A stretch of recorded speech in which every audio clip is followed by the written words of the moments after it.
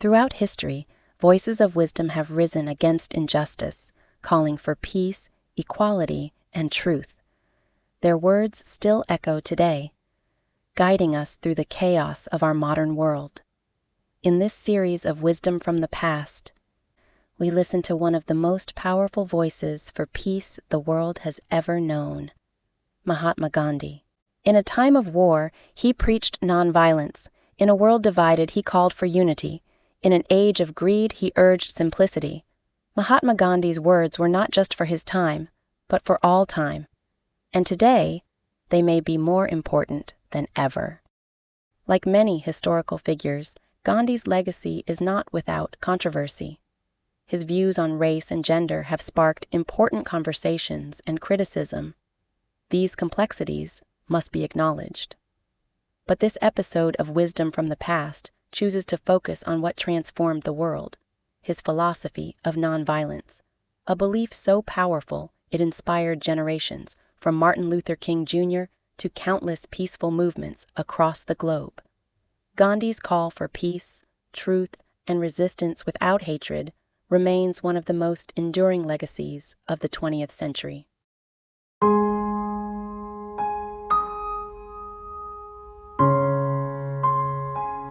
His wisdom is timeless.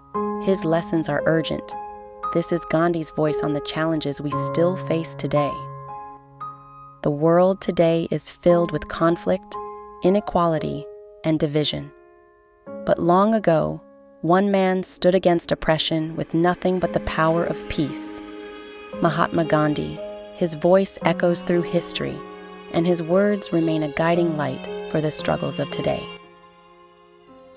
I object to violence because when it appears to do good, the good is only temporary. The evil it does is permanent. If we take an eye for an eye, soon the whole world will be blind. You may believe that you can fight hate with hate, but I have found that the only thing that can conquer hate is love. Love is the strongest force the world possesses, and yet it is the humblest imaginable. The world still wrestles with war, political violence, and social unrest. But Gandhi warned us, violence only begets more violence. His philosophy of ahimsa, or nonviolence, was not weakness, but the ultimate strength. We see echoes of this in the peaceful resistance of Martin Luther King Jr., the sit-ins of the civil rights movement, and the modern nonviolent protests for justice. But do we listen, or do we continue the cycle of destruction? There are people in the world so hungry that God cannot appear to them except in the form of bread. A man who takes more than his fair share of the world's resources is guilty of theft. The world has enough for everyone's need, but not enough for everyone's greed.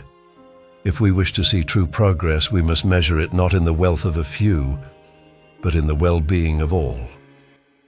Gandhi saw the dangers of unchecked greed. Today, the wealth gap has widened. Billionaires control more wealth than entire nations, while millions go hungry. The fight for fair wages, affordable housing, and economic justice continues.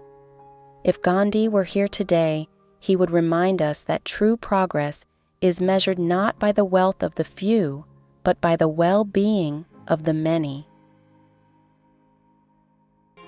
I do not want my house to be walled in on all sides and my windows to be stuffed. I want the cultures of all lands to be blown about my house as freely as possible. I refuse to believe that any race, any people, any religion is superior to another. The measure of a civilization is in how it treats its weakest members. Our ability to reach unity and diversity will be the beauty and the test of our civilization. Racism, caste discrimination, and social divisions still plague us. Gandhi's fight against the caste system in India mirrors the global struggle against racial injustice today. His message? Unity is not found in erasing differences, but in embracing them. When we judge others by race, religion, or class, we fail the very test of humanity. Are we listening? What we are doing to the forests of the world is but a reflection of what we are doing to ourselves and to one another. Nature provides enough to satisfy every man's needs, but not every man's greed. If you take more than you need, you take from another. The earth, the air, the land, and the water are not an inheritance from our forefathers, but a loan from our children. We must hand it back to them, at least as it was handed to us. The earth is crying out, wildfires, rising oceans, polluted air. Gandhi believed in living simply, taking only what was needed. Yet today, corporations prioritize profit over the planet.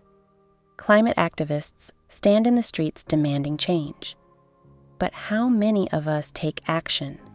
How many of us are willing to live by Gandhi's wisdom before it's too late?